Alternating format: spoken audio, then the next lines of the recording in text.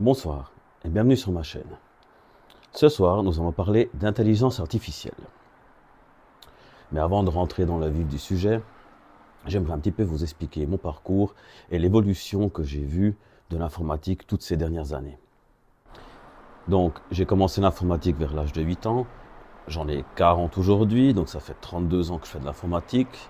J'en ai fait mon métier, je suis devenu ingénieur en informatique et en télécommunication. Donc j'ai vraiment vu toute l'évolution de l'informatique depuis ses débuts, où on codait encore en assembleur, donc du code machine pour pouvoir faire des programmes, jusqu'à aujourd'hui, la venue de l'intelligence artificielle. Donc durant toute cette évolution, avant l'apparition de l'intelligence artificielle, j'ai vu l'informatique évoluer dans le sens pour aider l'être humain à être plus efficace, à pouvoir travailler plus rapidement, à pouvoir produire plus rapidement. Donc j'ai vu des choses positives. J'ai également vu l'arrivée d'Internet dans les foyers. J'ai également vu l'ère de l'information, où tout le monde pouvait s'informer sur tout ce qui se passait dans le monde pratiquement en temps réel. Et ça, c'est quelque chose de super positif. Par contre, j'ai également vu le revers de la médaille à tout ça.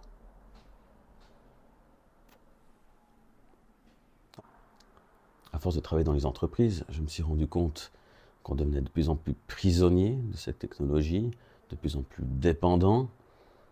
Et j'ai plusieurs exemples à ce sujet. Au jour d'aujourd'hui, on n'est plus capable de faire sans. Rien que le fait de prendre un crayon et un papier, ça répugne beaucoup de personnes, surtout les plus jeunes.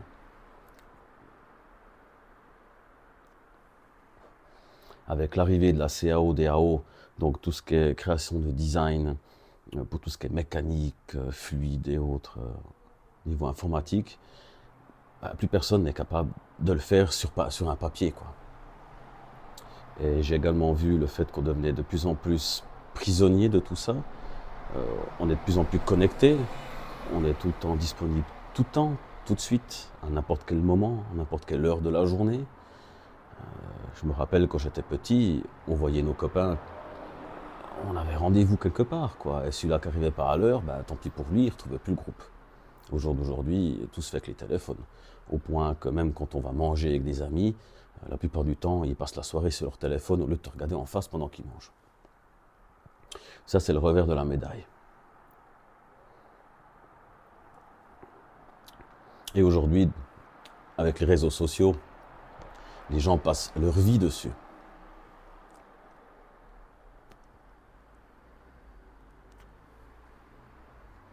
On n'a plus vraiment d'amitié, ça reste des amitiés virtuelles. Et c'est un peu ça, le revers de la médaille.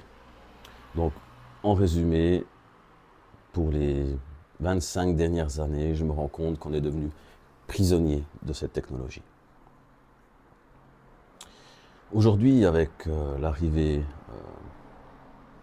de l'IA, j'ai cette crainte qu'on est en train de devenir stupide et qu'en plus, on risque notre peau. Donc, pas forcément l'extinction de l'espèce humaine, mais on s'y approche. Ça, c'est mon opinion. Et c'est les deux principaux sujets de la soirée.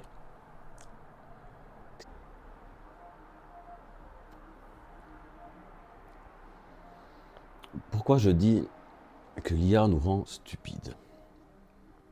Parce qu'au jour d'aujourd'hui, pour faire quelque chose, il n'y a plus besoin de le faire. On demande à une machine de le faire pour nous. Donc ça veut dire qu'on n'est plus capable. Au bout d'un moment, on ne sera plus capable de le faire. Et j'ai de très bons exemples avec ça. Je vais en donner un.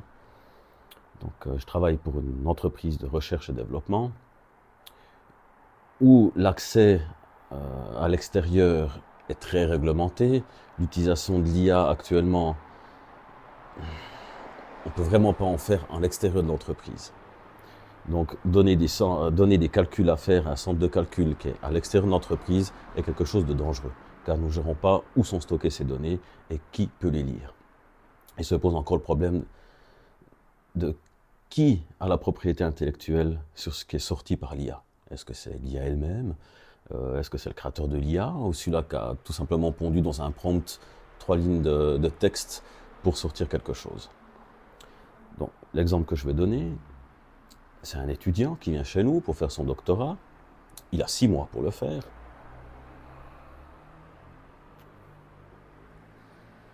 Son travail, c'est de faire du code, hein. C'est un développeur. Donc il commence à travailler chez nous. Au bout de 2 jours, il vient me voir au bureau, hein, donc au service informatique, et il me demande, et il dit, écoute, moi j'ai un problème, je dois faire mon projet de doctorat, mais je le fais comment? J'ai pas accès à l'IA. Je lui fais, comment tu as besoin d'un accès à l'IA? Il fait, oui, bah, au jour d'aujourd'hui, moi je sais pas développer, je sais pas coder. Moi ce que je fais, c'est j'explique qu'est-ce que je veux, et la machine me sort un code que je peux après tester, puis ça va pas, bah, je corrige mon texte, et au fur et à mesure, la machine créera mon projet. Puis pour faire la documentation de mon projet, bah, automatiquement, par rapport à ce que la machine a développé, elle me fait directement, en anglais, picobello, toute la documentation. Donc le lendemain, il arrive avec son PC d'université, il se connectait avec son téléphone, un accès Internet pour pouvoir accéder au serveur, au centre de calcul qui était à son université. Donc il a fait son doctorat en tapant des lignes de texte, et l'IA a tout fait. Je ne sais pas ce que vous en pensez, mais moi je suis choqué de cette situation. À mon époque, quand moi j'ai fait mes examens ou que j'avais des projets à mener, on commençait avec une analyse sur papier.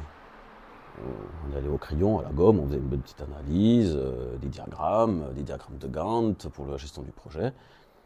Et on codait notre projet, on testait, au fur et à mesure, quoi. Non, maintenant, au jour d'aujourd'hui, faire un doctorat, c'est utiliser de l'intelligence artificielle pour tout. Voilà, je vais faire une documentation, hop, intelligence artificielle, fais-le pour moi. C'est pour ça que je trouve qu'on va devenir stupide. Parce que finalement, cette personne-là, cet étudiant, n'aura jamais pondu une ligne de code. Il est développeur. Il n'y a que moi que ça choque. Vous aussi, ça vous choque. Et des exemples, j'en ai comme ça partout dans l'entreprise, parce que jour d'aujourd'hui, tout le monde veut faire de l'IA.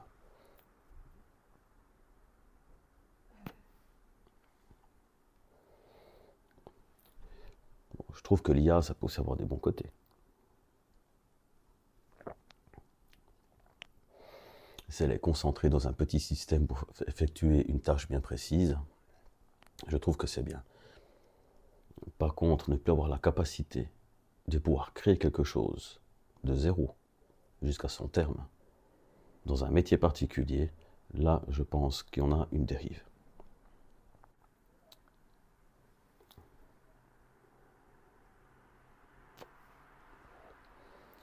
L'autre sujet, c'est le risque pour l'être humain. Je ne suis pas le seul à parler de ça. Elon Musk en parle également. Le problème, c'est que la machine, au bout d'un moment, elle va être beaucoup plus maligne que nous. Elle va essayer de déjouer nos tours. Elle va essayer de nous entourlouper. Donc au final, l'être humain basique, s'il évolue pas lui aussi, en implantant des puces ou quoi que ce soit d'autre dans le cerveau, on va être beaucoup plus bête que la machine, donc elle va nous surpasser. Donc elle peut nous avoir.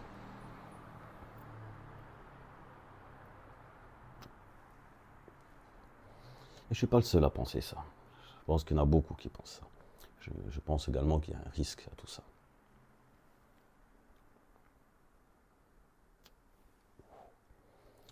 Je vais prendre pour exemple un document d'un institut américain qui est là pour contrôler et gérer les entreprises qui font de l'IA, ont sorti un rapport de plusieurs milliers de pages. Et j'ai trouvé sur Internet, donc sur YouTube, un gars qui parle de ça très très bien. Donc je vais vous mettre le lien de sa vidéo dans les descriptions. Ça vaut le coup de vraiment écouter. Lui, il résume ce qu'il y a dans le rapport. Et il y a 2-3 points qui me choquent. Comme par exemple, l'IA, elle apprend. Au bout d'un certain temps, pour éviter les dérives, il faut faire ce qu'on appelle un désapprentissage.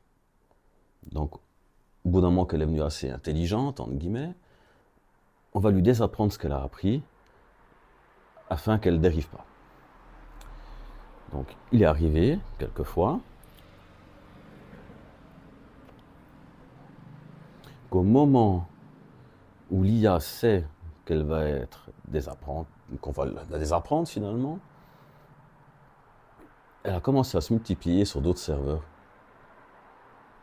en faisant croire à son créateur qu'elle s'était multipliée car elle pensait que c'était le nouveau code qu'il devait implémenter.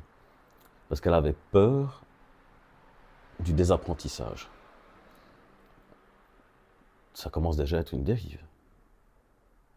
Et le plus choquant là-dedans, c'est que finalement, nous, on code dans un prompt, mais l'IA, elle réfléchit derrière. En tout cas, il y a du code qui réfléchit pour avant nous donner une réponse. Imaginez une boîte noire, vous faites une entrée, un prompt, et vous avez une sortie. Par contre, dedans, il y a une espèce de réflexion qui se fait. Et ce que l'IA ne sait pas, c'est qu'on est capable de voir ce qu'elle pense.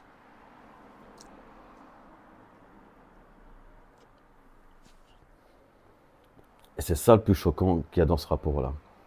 C'est qu'il montre ce qu'on a en sortie et ce que la machine a réfléchi. Et à plusieurs reprises, la machine a essayé d'entourlouper le créateur, a essayé de magouiller. Je reprends de nouveau l'exemple de l'installation sur d'autres serveurs. Donc au moment où elle savait qu'elle allait être désapprendre, qu'elle allait la désapprendre un petit peu, elle a réfléchi d'elle-même, elle s'est dit il faut que je me copie, mais il ne faut pas qu'il le sache.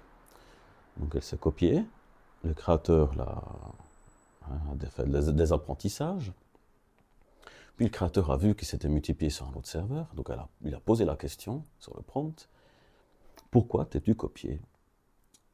Et l'intelligence artificielle a répondu, non, je ne me suis pas copié. Lui, il rétorque, mais j'ai vu, regarde, tu es là-dessus, sur ce serveur. Et là, la machine, elle réfléchit, et tu vois vraiment qu'elle se dit, oh nom de Dieu, il m'a découvert, il faut que je trouve quelque chose à dire. Et là, elle lui dit, ah, je suis désolé, j'ai cru que j'étais la nouvelle version que tu voulais déployer, c'est pour ça que je me suis copié sur ce serveur. Donc cet exemple-là, vous l'avez dans le rapport de cet institut américain.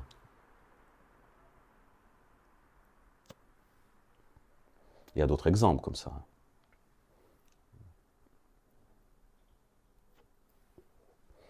Je me demande qu'est-ce qui va arriver le jour où ta voiture, avec de l'intelligence artificielle, tu vas devoir l'amener une fois par année au garage pour le désapprentissage. Quand elle saura que tu veux faire cette action-là, qu'est-ce qu'elle va faire? Elle va te foutre dans un mur parce qu'elle n'a pas envie de perdre ses connaissances. Moi, je pense qu'il est là la crainte. C'est la crainte que j'ai. C'est que l'IA nous échappe. Du moment que ça reste virtuel et qu'elle est confinée, qu'on peut toujours tirer la prise, ça va très bien. Mais le jour où l'IA elle peut avoir une interaction physique avec notre monde, réel, c'est là que j'ai des craintes. Une autre chose très intéressante de ce rapport, ils ont essayé de faire quelque chose. Par exemple, l'IA apprend. Donc ils ont laissé traîner des fichiers sur les serveurs où est stocké l'IA, les dates du désapprentissage.